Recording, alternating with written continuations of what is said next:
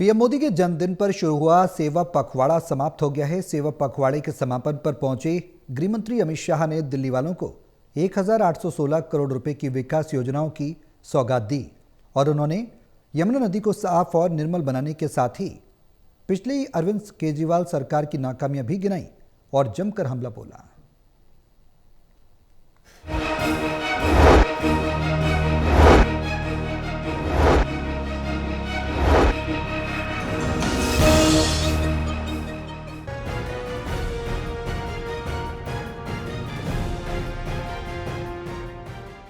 PM Modi के जन्मदिन पर शुरू हुए सेवा पखवाड़े के समापन समारोह पर पहुंचे गृहमंत्री अमित शाह ने दिल्ली वालों से यमुना को साफ करने का वादा किया।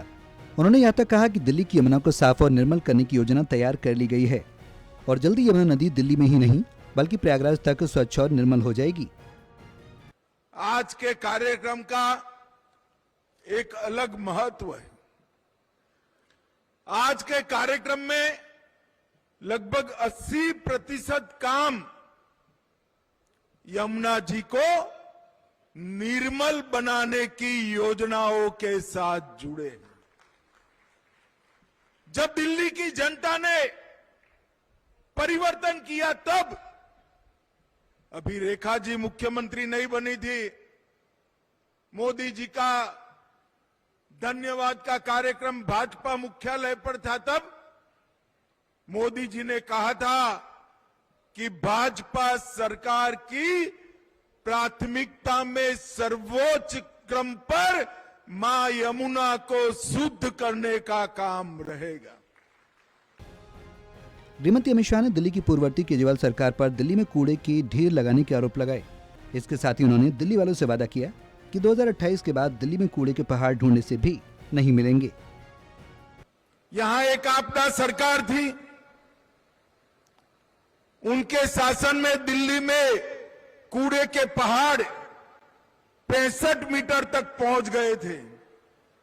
मैं आपको बताकर जाता हूं, 1 जनवरी 2028 में दिल्ली वालों कूड़े का पहाड़ आप ढूंढ नहीं पाओगे, ढूंढ नहीं पाओगे।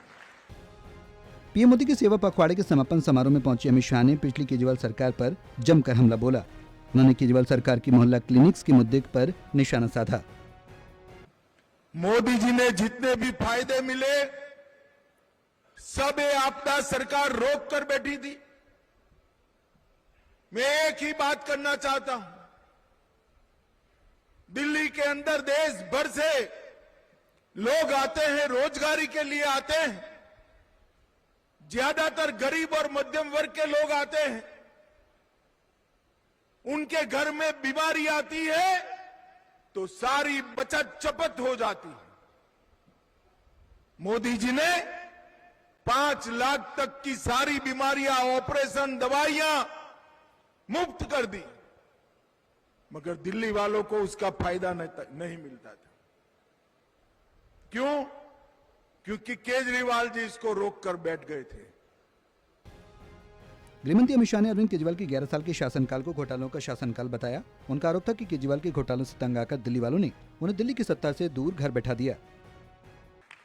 अरे केजरीवाल जी ने 11 साल में मोहल्ला क्लिनिक का घोटाला, सीएनजी का घोटाला, शराब घोटाला, विज्ञापन का घोटाला, दवा का घोटाला, क्लासरूम का घोटाला, दिल्ली जल बोर्ड का घोटाला, शीश महल का घोटाला, सीसीटीवी लगाने का घोटाला और पैनिक बटन का घोटाला, इतने घोटाले कर दिए कि दिल्ली वालों ने उनके चुनाव को ही घोटाला कर दिया और अब वो घर पे बैठे।